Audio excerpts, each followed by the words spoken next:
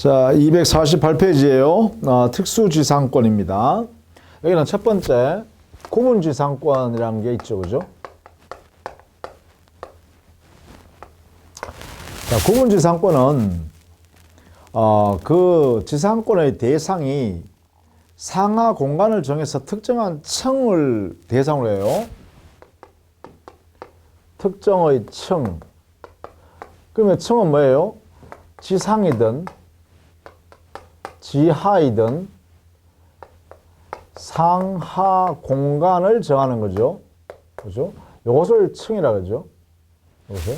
그래서 이것을 대상으로 해서 지배하는 그러한 권리, 물권을 구분지상권 그래요. 예를 들면 지상 한 20m에서 한 40m 사이 말이죠.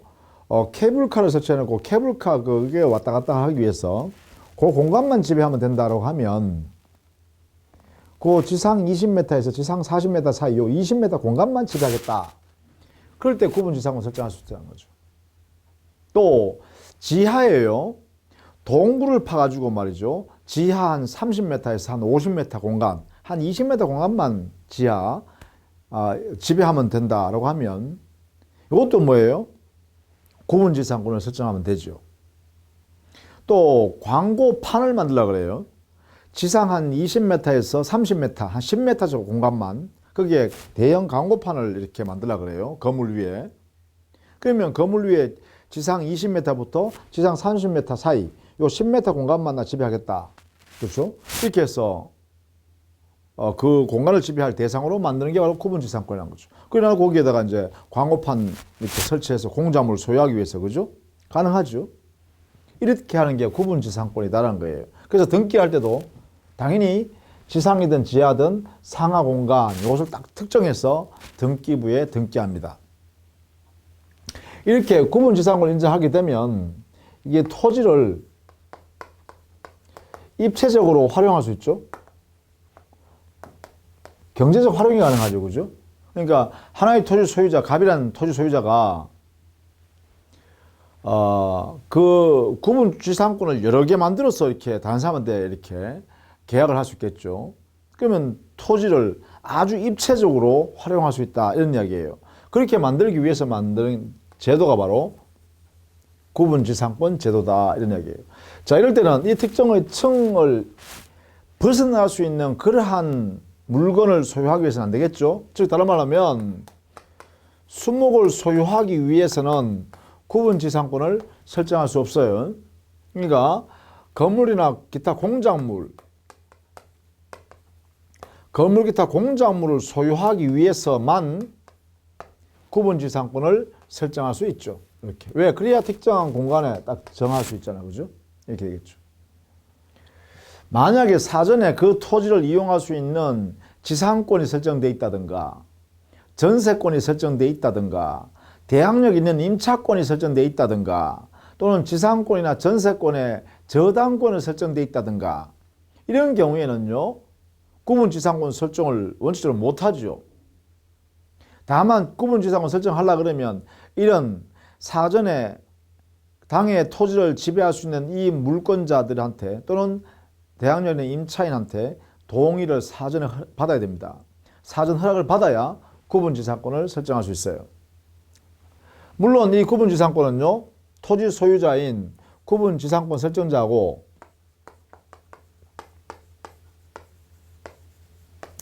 구분지상권 설정자는 당의 그 토지의 소유자겠죠. 토지 소유자. 이 사람하고 구분지상권을 취득하려는 구분지상권자가 이 두 사람이 구분지상권 설정하기로 하는 계약을 하고 그 다음에 당의 토지에다가 구분지상권 설정 등기를 해야겠죠. 당사자 합의했으니까. 이렇게 하면 구분지상권이 성립하겠죠. 이렇게. 그렇죠? 이렇게 해서 구분지상권 성립하게 된다. 자, 이게 구분지상권이에요. 구분지상권. 뭐 그리 큰 어려운 것은 아니죠. 자, 두 번째는요. 분묘기지권입니다. 자, 분묘기지권은 첫 번째 이것은 우리 판례가 관습법상에 인정되는 물권이다. 이렇게 판시하고 있죠, 판례가. 그리고 물권 중에서 그 성격은 뭐와 유사하냐 하니까 지상권과 유사하다.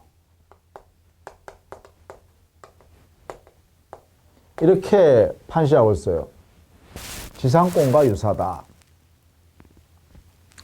그렇다면 과연 이 분묘기지권은 어떻게 성립하는가?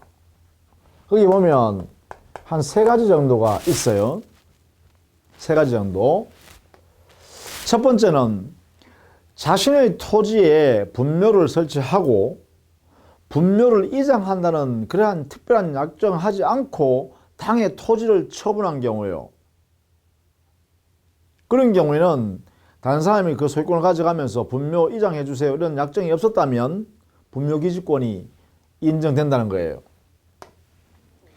두 번째는 타인의 토지에 그 토지 소유자의 승낙을 받아서 거기에 분묘를 설치한 경우요. 세 번째는요, 분묘기지권은 시효 취득할 수 있어요. 분묘기지권의 시효 취득이 가능하다. 20년간 타인의 토지에 분묘를 설치해서 평온하고 공연하게 당의 분묘를 수호, 봉사해왔다. 이렇게 되면 분묘기지권을 시효 취득합니다. 이렇게. 물론 이때 분묘기지권 시효 취득하려고 그러면 당에 봉분이 있어야 되고요. 그러니까 평장이면 안 됩니다. 봉분이 있어야 돼요. 봉분이라는 것은 이런 거죠, 이렇게. 그죠? 이렇게. 시신을 이렇게 앉아고. 그 안에요, 반드시 시신이 있어야 돼. 이게 시신이 존재하고 있어야 됩니다, 이렇게. 이렇게. 이게 대전제입니다, 이게. 시효 취득하기 위한 대전제. 자, 이때 그러면 이 분묘를 설치할 때 말입니다. 암장을 해서는 안 됩니다. 동네 사람, 마을 사람들은 아무도 모르게 몰래 남의 땅에 가서 이렇게 분묘를 설치해서는 안 돼요. 또 시신이 존재해야 되기 때문에 가묘를 만들면 안 됩니다. 가묘로. 가묘의 경우는 시효 취득할 수 없습니다. 불가능합니다. 분묘기지권은 아예 인정하지 않습니다. 이렇게. 자, 이런 내용을 전제로 해서 시효 취득을 할 수 있다. 그죠? 요거는 자기의 토지에다가 분묘 설치한 거고요.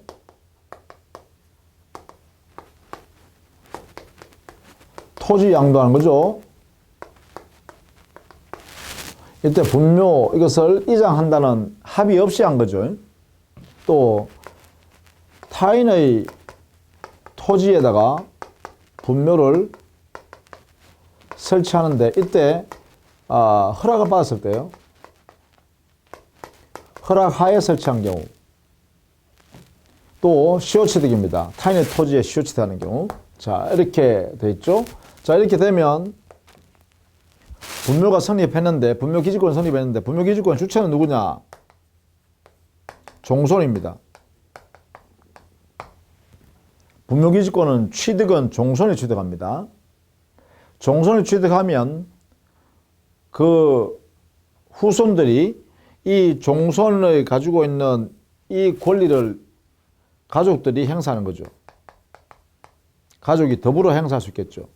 이렇게 더불어 행사할 수 있다. 이렇게 되겠죠. 그 다음에 이 분묘기지권이 존속기간은 어떻게 되냐?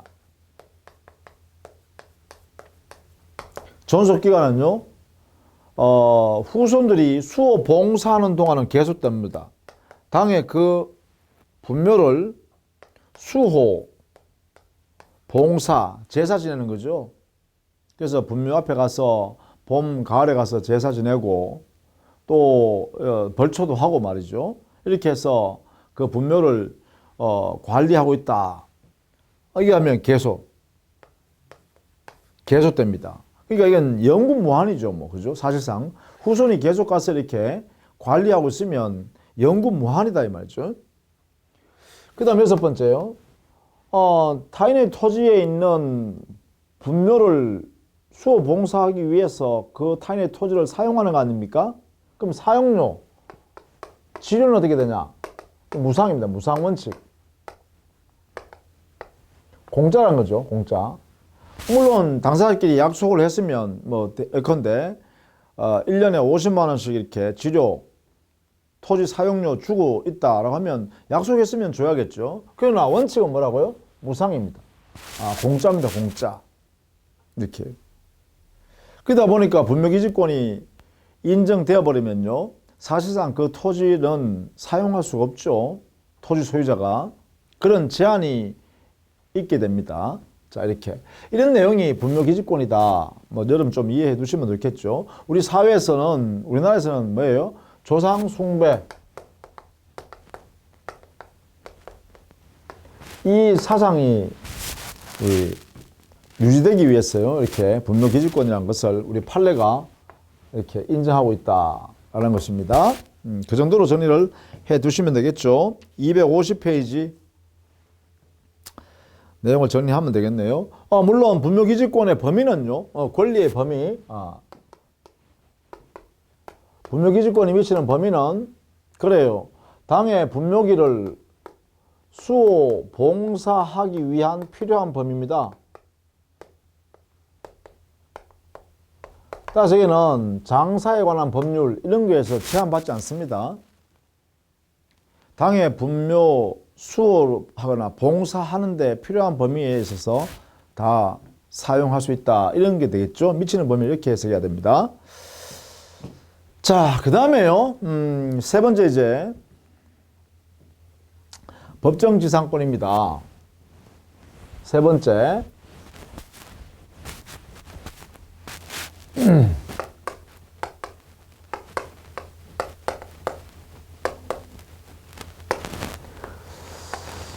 당사자의 토지 소유자와 지상권 취득하려는 자 사이에 약정에 의해서 지상권 만들어지는 것을 약정지상권이라 그래요. 약정에 의하여 이루어진 지상권. 이것은 지상권 설정 등기까지 해야 되죠. 등기해야 이 지상권이 성립합니다.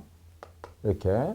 근데 여기는 법정지상권이라는 것은 법률의 규정에 의해서 만든 지상권이기 때문에 187조 이게 적용되어서 등기를 요하지 않는다. 이게 대전제입니다.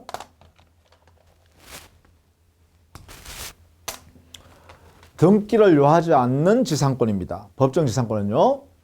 자, 그래서 우리는 앞에서 잠깐 봤습니다만 이것은 형태가요. 종류가요. 종류, 형태, 인정되는 형태요. 종류가 민법에서 인정되는 법정지상권도 있고 그렇죠? 그 다음에요. 민법이 아닌 특별법상에도 있다 했죠.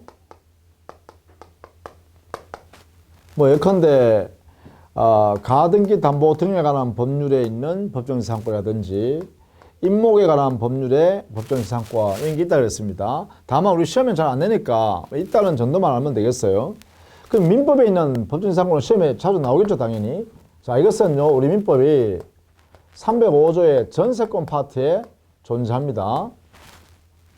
그리고 366조의 저당권 파트에 존재합니다. 여기에요. 그래서 요 두 개를 중심으로 우리는 살펴볼 거고요. 그 다음에 이것은 법률 규정에서 명물되어 있는 거죠. 자, 여기에 특징이 있어요. 법률 규정에 이렇게 이루어져 있는 이 법정지상권은요, 강행법규로 해석합니다. 이 규정은요, 모두 강행법규로 해석합니다. 강행법규. 그러니까 당사자가 미리 포기하는 그러한 약정은 무효죠. 이 규정을 위반하는 거란 거죠. 자, 그런데요, 관습법에 의해서도 법정지상권이 인정된다라는 것을 우리 판례가 인정하고 있어요. 자, 여기에 전세권에 있는 법정지상권, 저당권에 있는 법정지상권은 전세권 파트, 저당권 파트에 가서 그때 정리하도록 하겠습니다. 여기서 공부하는 것은요, 관습법상에 인정되는 법정지상권을 보려고 그래요. 이 관습법상에 인정되는 것은 물론 판례에서요, 그 요건을 다 보여주고 있습니다. 판례가 인정하는 요건, 이걸 가지고 해석해야 돼요. 예. 자, 이 관습법상에 있는 법정지상권은 어떤 내용으로 있는가? 자, 우리 교재 251페이지에 양갈로 4번에 있죠. 이것은 우리 민법 체계가요, 이 법정지상권 전체가 왜 이런 제도를 만들었냐 하면, 우리 민법 법적 체계가, 대한민국의 법적 체계가 토지와 건물이 독립된 부동산으로 이렇게 인정하고 있어요. 그래서 토지 소유권, 건물 소유권은 별개의 부동산 소유권이에요. 이게 취급하다 보니까 소유자가 달라질 수 있죠, 이게. 토지 소유자는 갑인데 건물 소유자는 을이란 말이죠. 이런 상태에 있을 때 이 건물 소유자가 토지를 이용하면서 이 건물 소유권을 그대로 그 토지 위에 두기 위해서, 그래서 특별히 당사자의 약정을 하지 않은 경우에도 특별한 사정이 발생하면 이 건물을 존속시키자, 그 토지 위에서. 그러한 필요성 때문에 인정하고 있다라는 것입니다. 그래서 결국은 우리 법체계상 토지와 건물은 독립된 부동산으로 각각 인정된다라는 이 취지 때문에, 이 제도적 체계 때문에 이러한 법정지상권 제도가 인정된다라는 것을 이해해 두시고, 자, 그러면 관습법상 법정지상권의 관습법상 지상권요, 여기서 요건을 우리 판례에 따라서 정리해 보면, 첫 번째, 이 요건을 반드시 알아두셔야 돼. 너무너무 중요한 이야기입니다. 첫 번째, 토지 위에 건물이 존재할 것. 토지상에 건물이 존재해야 합니다. 두 번째, 토지와 건물이 지금 소유자가 정해질 거 아닙니까? 그래서 토지와 그 건물의 소유자가 동일인일 것. 두 번째요.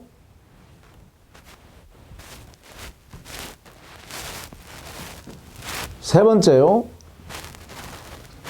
이런 상태에서 말입니다. 동일인 소유자. 이런 상태에서 토지나 건물 중에 어느 하나가 매매 기타 사유가 되어서 처분돼야 됩니다. 이게 토지, 건물 중 어느 하나가 매매 기타 사유로 처분될 것. 자, 이런 상태에 있는 그러한 토지와 건물 구조에서 드디어 어느 하나가 처분되어져야 합니다. 이 말은 이 처분 행위로 인하여 이거죠. 4번 토지 소유자와 건물의 소유자가, 건물 소유자 바로 쓸게요. 달라져야 됩니다.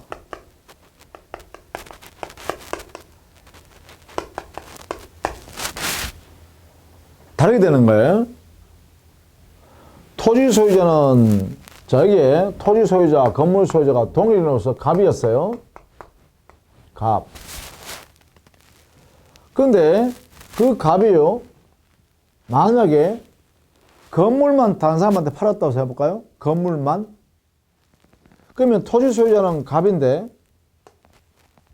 건물 소유권을 다른 사람한테 팔아버리겠으니까 이게 을인사라는 사람이 건물 소유권 취득해 버렸네요. 그럼 이때 건물 소유자 을은 토지, 갑소유 토지를 그 토지를 사용하고 있잖아요. 그죠?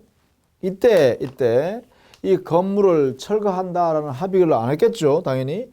안 했을 때는 이 건물 소유자한테요. 여기에. 자, 이게 요건이에요.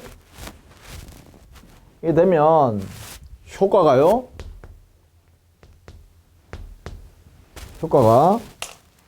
이게 된다는 거예요. 이 건물 소유자한테 여기에 지상권을 인정해 줍니다. 이렇게.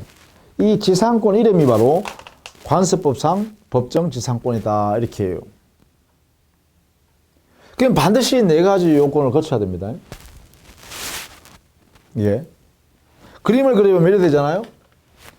토지의 갑소유 토지, 이 내용이에요. 갑소유 토지. 근데 이 대지에 대지. 그러면 왜 건물 여기 이렇게 지었다는 거예요. 갑소유 건물이더라. 그럼 보세요. 토지 소유자와 건물 소유자가 동일인이죠. 이런 상태로 존재하더란 거예요. 이런 상태에 있다가 어떤 사유로 토지 소유자하고 건물 소유자가 불일치하는 사유가 발생하는데 요 불일치한 사유가 말이죠. 토지나 건물 중에 매매, 증여, 뭐 여러 가지겠죠. 대물 변제, 강제 집행에 의한 강제 경매, 뭐 체납 처분에 의한 처분,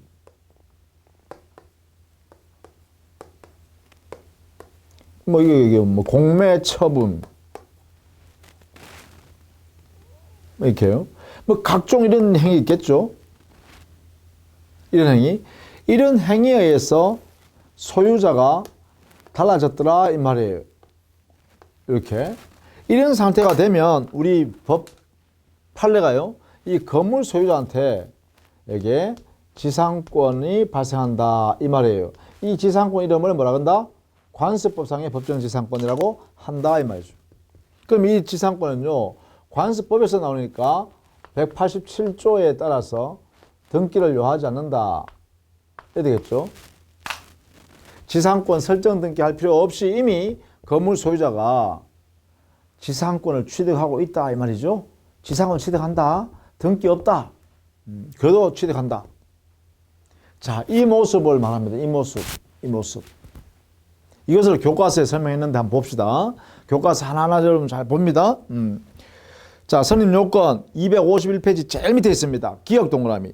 토지와 건물이 처분 당시에 동일인 소유에 속할 것. 이 말 속에는 토지 위에 건물이 존재하고 있었고 건물이 존재하고 있는데 토지 소유자하고 건물 소유자가 같은 사람이더라 이 말이지.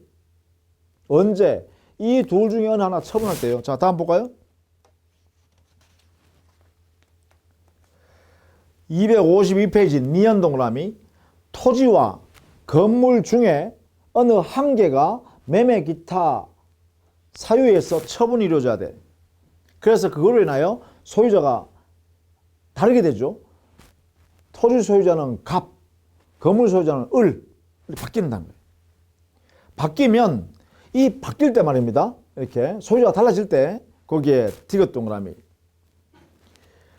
그 토지 소유자와 건물 소유자가 건물을 철거한다는 특약을 하지 않았어야 합니다. 왜냐하면 건물을 그 위에 두기 위해서 법정지상권을 인정하는 것이거든요. 그러니까 건물을 철거한다는 특약을 하지 아니하였을 것. 이것이 꼭 필요해요. 그러면 당사자가 말이죠. 건물을 철거하기로 특약을 해버리면 어떻게 돼? 관습법상 법정지상권이 성립하지 않는다는 것이죠. 그래서 여기에 관습법상의 법정지상권은 여기에요. 여기까지는 객관적인 요건이에요. 여기는 그죠? 근데 여기 하나 더. 다섯 번째. 여기 뭐라고요? 건물 철거하기로 하는 특약, 약정 이것이 없을 것. 그럼 당사자 특약을 해버리면 관세법상 법정지상권 없어요. 없을 때에만 법정지상권이 성립하는 거예요. 그러면 이게 대답이 되겠죠. 관세법상의 법정지상권의 이 요건이란 것은 우리 판례 입장에서는 이것은 임의 규정이다라는 거예요. 성격상. 왜냐하면 당사자가 말이죠. 건물을 철거하기로 특약을 해버리면 이 관세법상 법정지상권 성립하잖아요. 안 해요. 왜? 여기에 특약이 없을 때만 관세법상 법정지상권이 성립한다. 이렇게 되기 때문에요. 그래서 관세법상 법정지상권의 요건은 그래요. 임의 규정이다. 이렇게 정리해둬야 돼. 임의 규정이다. 그러면 우리는 이렇게 되죠. 여기에 앞에 보면 민법상의 법정지상권인 305조, 366조에 있는 지상권의 요건. 여기에 305조, 366조의 요건. 그 다음에 특별법에 있는 법정지상권의 가등기담보법이나 임목법에 있는 여기에 있는 법정지상권의 요건. 이 요건은 뭐라고 했어요? 강행법규라 했죠. 강행법규. 그래서 민법에 있는 규정, 특별법에 있는 규정, 이 명문 규정은 강행법규다. 그러나 관세법상에 있는 이 민법 판례에 의한 요건은 이것은 임의법규, 임의규정이다. 이렇게 정리해 두셔야 돼요. 구별을 할 수 있어야 되죠. 그죠? 여기는 왜 그래요? 당사자가 토지 소유자와 건물 소유자가 합의로 건물을 철거하기로 해버리면 관세법상 법정지상권 성립 안 해. 그러니까 그 특약이 없을 때만 성립한다. 그러면 당사자가 약정에서 관세법상 법정지상권을 없애버릴 수도 있고 만들어볼 수도 있다. 이런 내용이 되겠죠. 그러니까 조심해야 된다. 자, 그러면 거기에 여러분 교재예요. 조심해야 될 건 뭐냐? 바로 252페이지에 있는 니은 동그라미요. 토지와 건물 중 어느 하나가 매매 기타 사유로 소유자가 달라지는 것. 여기에 소유자가 달라지는 사유 있죠. 그 사유에 따라서 관세법상의 법정지상권이 될 수도 있고 안 될 수도 있단 말이에요. 그러면 거기에 해당되는 것들은 어떤 거냐 보면 두 번째 줄은 매매, 증여, 대물변제, 공유대지의 분할, 귀속재산의 불화, 강제경매, 국세징수법에 의한 경매, 공매 다 들어갑니다. 그러나 거기에요. 세 번째 줄이에요. 환지처분이나 공유대지 지분의 전매의 경우에는 관세법상 법정지상권이 인정될 수 있는 사유가 아니라 했어요. 그러면 요 두 가지는 반드시 알아둬야 돼. 요건에 들어갈 수 없는 것. 환지처분. 환지처분에 의해서 토지 소유자와 건물 소유자가 다르게 된 경우, 달라진 경우, 불일치한 경우, 여기는 법정지상권인 관세법상 법정지상권을 성립 안 한다. 건물 철거해야 돼. 그 다음에요. 공유 지분의 전매.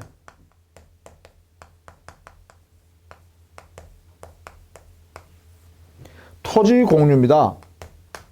토지의 공유 지분을 전매함으로써 토지 소유자와 건물 소유자가 다르게 된 경우에는 건물을 철거해야 한다.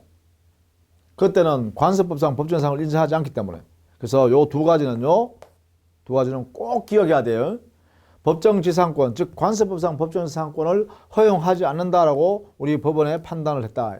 환지처분, 그리고 토지의 공유 지분권을 전매, 다른 사람한테 팔았다는 거죠. 돈 받고 팔아버렸다. 이런 경우에 이 사유로 인하여 토지와 건물이 소유자가 다르게 됐다라고 하면 건물에 대한 법정지상권은 인정하지 않는다. 요거는 꼭 알아두셔야 됩니다.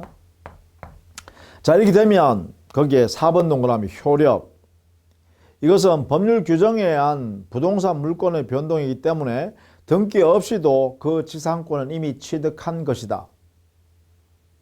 다만 그 법정지상권을 다른 사람한테 양도하기 위해서는 그래요. 등기해야 한다. 이게 187조 단서죠. 그렇게 정리해 두셔야겠죠. 자, 이렇게 해서요. 이 법정지상권이 딱 인정되면, 관습법상 법정지상권이 인정되면 그 내용은요, 내용은 민법상의 지상권의 효력이 그대로 동일하게 발생합니다.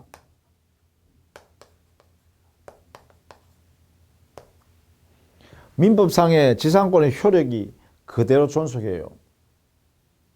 그대로 효력이 발생하는 거예요. 이 관습법상의 법정지상권에도요, 똑같다는 거예요. 그러니까 발생한 근거, 요건만 다를 뿐이고 그 요건에서 발생해버리면 그 다음부터는 민법에 있는 지상권에 관한 규정이 그대로 적용된다는 거예요. 여기 단 딱 한 개만 조심해야 되는데, 한 개만. 그게 뭐냐면 약정지상권에 있어서 지상권자가 치료 지급할 의무가 발생하는 것은 치료 지급 약정을 함으로써 생긴다 했어요. 그런데 법정지상권, 여기에 있는 민법상의 법정지상권, 특별법상의 법정지상권, 관습법상의 법정지상권, 이 법정지상권을 취득한 지상권자는 토지 소유자에 대하여 치료 지급할 의무가 있다. 여기요. 여기에 있는 법정지상권자는 토지 소유자에 대하여 치료 지급할 의무가 있다. 의무가 발생한다. 누가요? 법정지상권자한테요.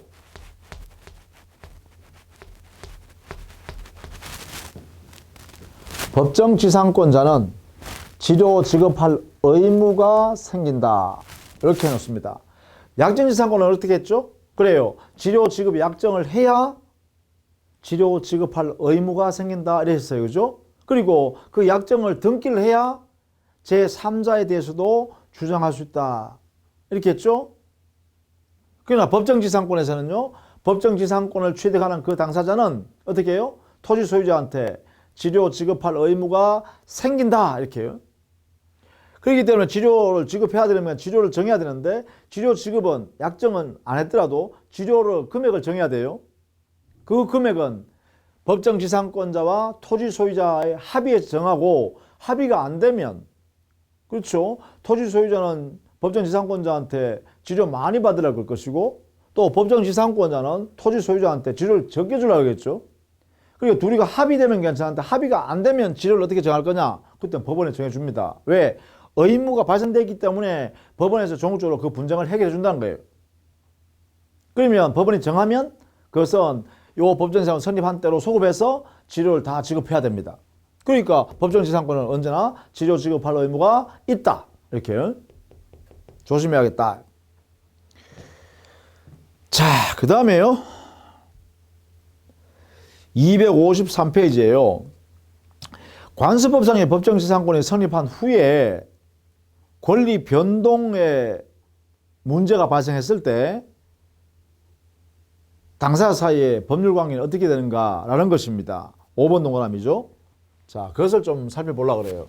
여기서는 조금 어렵기도 하지만 이해를 꼭 해두시는 게 참 좋겠다. 이제 시험 문제, 법정지상권, 특히 관습법상의 법정지상권 시험에 나오면 어려운 부분은 바로 이 부분입니다. 자, 우리는 그림을 그려보면 갑소유 토지에 갑이 건물을 신축해서 갑이 신축했다. 건물을. 그러면 갑이 소유권 취득했죠. 이렇게 돼 있습니다. 그럼 동일인 소유잖아요. 이런 상태에 있었는데 만약에 이렇게 해볼까요? 갑이 돈을 빌린 적이 한 10억을 돈을 빌린 적이 을한테 있어요. 그런데 돈을 10억을 못 주니까 이 토지를, 대지를 을한테 대물 변제했어요. 그러니까 돈을 10억 변제 못 하니까 토지 한 12억 정도 가는데, 이거 야, 대지 이건 이제 내가 너한테 돈 주는 거 대신에 줄게. 받아주라. 그러니까 을이요? 그래, 내가 받을게 하고 토지 소유권을 취득했어요. 토지 소유권 취득한 거예요. 이렇게. 대물 변제로. 그러면 뭐예요? 동일인 소유에 있다가 대물 변제라는 이 형태로 인하여, 그렇죠? 대물 변제라는 이 형태로 인하여 토지 소유자는 을인데 건물 소유자는 갑이 되어버렸죠. 그러면 이 내용에 의해서 대물 변제하는 이 행위로부터 동일 소유가 아니게 되어버렸네. 그죠? 이때 우리는 뭐가 된다? 여기에 건물 소유자한테 관습법상의 법정 지상권이 성립한다. 지상권이 성립한다 이 말. 이 지상권은 187조에서 등기는 할 필요가 없다 이 말이죠. 자, 이것을 이제 이렇게 표현하면 이것을 그대로 그림을 그려보면 토지는 대지는 을의 소유이고 건물은 갑의 소유이다. 지금 현재 이렇게 돼 있죠. 이때 건물 소유자 갑은 여기는 이 사람은 지상권도 가지고 있죠. 이렇게요. 그래서 이 을 소유 토지를 갑이라는 이 건물 소유자가 이 토지를 지상권자이기 때문에 갑이 지배하여 사용한다. 그죠? 그러니까 이 건물은 철거하라 할 수 있겠죠? 이 을은 건물을 갑에게 철거하라 할 수 없습니다. 자, 이때 대물 변제하면서 이게 건물 철거 약정을 안 한 거죠. 건물 철거하기로 한다는 약정이 없었다.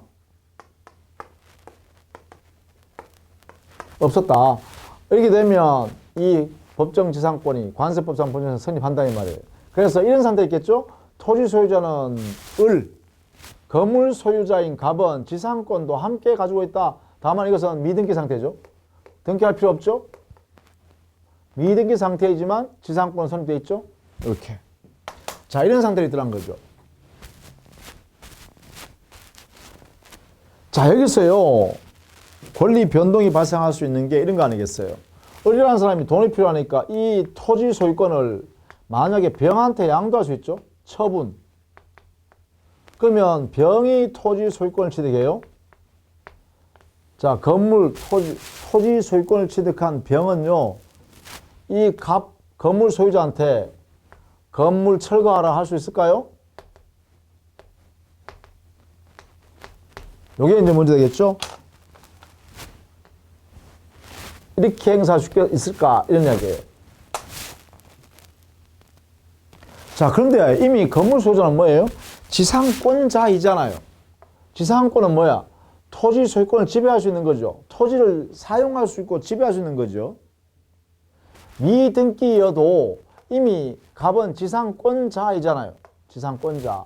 그러니까 청구권이 행사할 수 없다는 것입니다. 그러면 여기에 있는 병이 다시 정한테 팔든 정이 무한테 팔든 좌우지가 뭐예요? 갑은 이 지상권을 가지고 그래요. 모든 토지 소유자한테 미등기인 상태일지라도 대항할 수 있다. 그죠?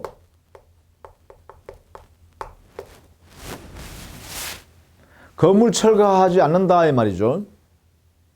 자, 이거는 뭐냐? 첫 번째, 토지가 양도된 경우입니다. 토지가 양도된 경우에는 건물 소유자는 토지 소유자가 아무리 많이 바뀌더라도 그래요. 건물을 철거할 의무가 없다. 왜냐하면 지상권자이기 때문에. 등기 안 해도 되기 때문에. 등기 안 한 상태에서도 지상권자이기 때문에 우리 민법이 보호해준다. 건물 철거 안 한다. 이렇게 할 수 있다는 거죠. 자, 이게 첫 번째. 그 다음 두 번째, 만약에 이 상태에서 말이죠. 갑이 건물을 양도한 경우, 갑이 건물을 양도 처분한 경우, 이때를 이제 생각해 봐야겠죠. 자, 이게 이제 조금 어려운 설명이 된다. 자, 그럼 이건 어떤 의미냐면 이렇겠죠. 똑같이요. 토지 위에 건물이 있는데 지금 현재 뭐예요? 토지는 을 소유, 건물은 갑이 소유인데 여기에는 지상권을 가지고 있다 했어요. 이것은 187조 등기를 필요하지 않죠? 등기가 필요 없다. 돼 있죠? 그래서 미등기 상태다. 그죠? 그렇지만 갑은 관세법상 법정사를 취득하고 있는 거죠. 관세법상 지상권을 취득했다. 근데 지금 갑이라는 사람이 돈이 필요하니까 팔았다 이 말이죠. 갑이 이 건물 소유권을 처분했다 이런 이야기입니다. 어떻게 해요? 예컨대 여기에 정한테 팔아볼까요? 건물 양도했습니다. 그래서 건물 갑의 소유권 이전해왔다. 건물 이 사람 양수인. 건물 소유권 취득했어요. 이렇게. 자, 이때 정은 건물 소유권 이전 등기했겠죠? 등기 이전. 이것은 등기가 있으니까 등기 이전에 갔어요. 그러나 을은요. 갑은 지상권은 아직 등기 없지? 등기 없으니까 여기는 지상권에는 아직 미등기 상태죠. 자, 이때 여기 설명이 필요합니다. 건물 소유권을 갑이 정한테 양도한다는 것은 소유권만 양도하는 것이 아니라 지상권도 함께 양도한다 해야죠. 이렇게. 갑이 가지고 있는 소유권만 양도하는 게 아니라 소유권 양도, 건물 팔게 이 말은 건물 소유권과 지상권을 함께 양도하겠다 이런 뜻이겠죠. 요게 해석을 이렇게 해야 됩니다. 해석상 이렇게 해야 돼요. 이렇게. 건물 소유권뿐만 아니라 지상권도 양도하는 합의를 했다. 그럼 당연히요. 정이라는 사람은 소유권 이전 등기에 오고 지상권을 가져올 수 있는 권리가 있죠. 그래서 정은 지상권은 미등기 상태이기 때문에 지상권 이전 등기해 주세요라고 청구할 수 있겠죠. 이렇게. 갑한테. 갑이 내한테 지상권 넘겨주기로 했잖아. 그렇죠? 그래서 아직 지상권 등기 안 돼 있는 상태니까 갑 니는 지상권 등기한 다음에 나한테 이전 등기해 주세요 라고 할 수가 있다 이 말입니다. 이렇게 행사할 수 있어요. 이게 인정이 돼요. 자, 그런데 말이죠. 아직 지상권 등기를 하지 않은 상태죠. 미등기 상태. 그리고 이는 정이 건물에 들어가 있으니까 여기에 질문이 생겨요. 여기엔 토지 소유자가 정한테요. 건물을 철거하라. 야, 건물 소유자, 건물 양수인아, 너 건물 샀다고? 그러면 건물을 내 땅에서 철거해서 나가라. 라고 청구했어요. 요거 인정되는가? 요 문제 생기죠? 이렇게요. 자, 소유자는 자기 소유권을 침해하고 있는 정에 대하여 건물 철거하라. 이게 가능한가?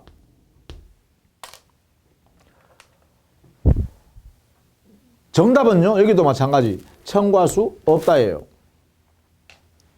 왜 청구할 수 없냐면 여기에 있는 정이라는 사람을 가만히 보면 지금 지상권을 가지고 있는 갑한테 지상권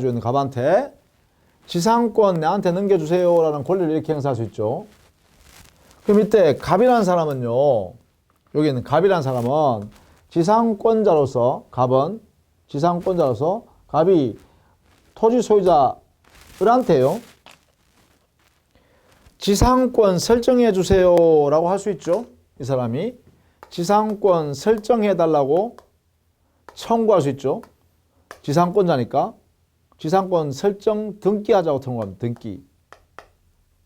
지상권자 지위에서 해요. 지상권자 지위에서. 야, 너 토지 소유권 을군 안에다 지상권 등기해줘. 그리고 내 이름, 갑 이름 써줘. 이런 거예요. 등기부에다가. 그럼 이 사람은 뭐예요? 을은 얘가 지상권자니까 토지 소유자는 지상권 설정해 줄 의무가 있죠. 지상권 설정 등기할 의무가 있습니다. 요 을이요. 지상권 설정 등기를 해주면 갑은 지상권 설정 등기한 다음에 그 지상권 등기를 어떻게 해야 되죠? 이렇게 넘겨줘야 되죠. 그럼 여기에 있는 정이라는 사람은 지상권 이전 등기 청구권을 갑을한테 해서 갑이 을한테 청구해서 등기 갖춘 다음에 자기한테 넘어오죠. 그럼 이 사람은 정의 입장에서 어떻게 돼요? 종국적으로 지상권을 취득할 권리자이지요. 그러면 종국적으로 여기에 있는 을이라는 사람은 어떻게 되나요? 토지 소유자 을은 지상권을 설정해 줄 의무자입니다. 자, 여기에 있는 땅 주인 토지 소유자는 자기 토지를 저기 정이라는 양수인죠. 건물 양수인한테 종국적으로 자기 토지를 사용하게 할 의무자예요. 지상권 설정해서 해줘서 자기 토지를 사용하게 할 의무자예요. 자, 자기 토지를 타인에게 사용케 할 의무자입니다. 그럼 이 사람은 어떻게 돼요? 이 권리가 종국적으로 뭐예요? 종국적으로 건물 양수인은 그 건물의 대지의 소유권인 을의 소유권에 대하여 지상권을 가지고 그 토지를 이용할 수 있는 이용권자죠. 사용할 권리자입니다. 그 토지를 사용할 권리자. 여기는 사용해 주게 할 의무자. 그러면 의무자가 권리자한테 야, 내 땅 사용하지 마 라고 그리고 건물 철거해 할 수가 있어요, 없어요? 없죠. 의무자가 권리자한테 건물 철거하고 내 땅 사용하지 마 라고 하는 이 권리 행사는 뭐에 반하여? 신의 성실의 원칙에 위반되죠. 이 청구한다는 것은 신의 성실의 원칙에 반해요. 신의 성실의 원칙에 반하니까 청구 못한다는 거예요. 그래서 땅 주인은요, 토지 소유자는 건물의 양수인에 대하여 건물을 철거하세요라는 권리를 행사할 수 역시 없습니다. 그렇죠? 이렇게 여기 그러면 이렇게 되겠네요. 자, 이 두 가지 모두 다요. 이 두 개 다 모두 다 어떻게 되냐면 건물에 대하여 관습법상 법정 지상권이 생긴 후에 발생했어요. 그 후에는 토지 소유자가 건물 철거를 청구할 수 없습니다. 그렇죠? 관습법상 법정지상권 성립한 후에는 토지 소유자가 건물을 철거하라 할 수는 없다는 거예요.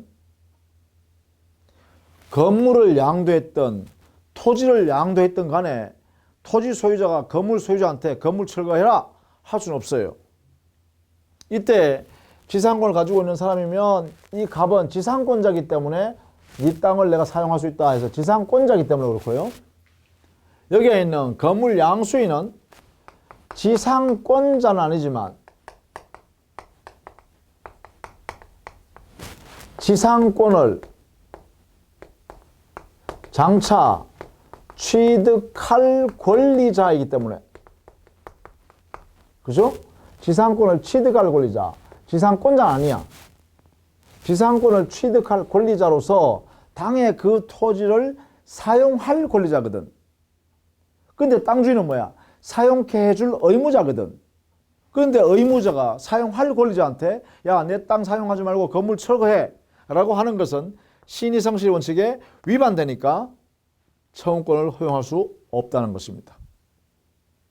자, 이렇게 정리를 해둬야겠다. 그래서요, 253페이지에요. 동그라미 5번 있죠. 여기에 있는 기역 동그라미 토지를 양도한 경우, 토지 양도한 경우에는요, 당의 건물 소유자는 지상권자이기 때문에 토지 양수인은 건물 철거하라 못해요. 이거죠. 토지 양수인은 건물 철거에 할 수 없어요. 왜? 건물 소유자는 지상권자이기 때문에. 그 다음 두 번째 니은. 건물이 양도된 경우요. 건물이 양도됐을 때는 건물 양수인에 대해서 토지 소유자가 건물 철거해라고 할 수 없어요. 그 이유는 왜 그래? 신의 성실의 원칙에 반하기 때문에 안 돼요. 다만 이때 건물 양수인은 지상권자라 하면 안 돼요. 건물 양수인 지상권자는 아니지만 지상권을 취득할 수 있는 권리자. 여기에요. 요 말 조심해야 돼요. 지상권자라 하면 틀려요. 왜? 정은요, 지상권 이전 등기해 와야 지상권자가 돼요. 그래서 지상권자는 아니지만 지상권을 취득할 권리자이기 때문에, 그러면 지상권을 취득할 권리자는 당의 토지를 사용할 권리자이기 때문에, 그래서 토지 소유자가 건물 양수인한테 건물을 철거하라 할 수는 없다. 이렇게요. 자, 이 부분을 반드시 정리를 해 두자라는 것입니다. 자, 이렇게 했어요. 특수지상권 세 가지를 정리 다 했어요. 첫 번째는 구분지상권 했죠. 특정의 층을 대상으로 하는 구분지상권.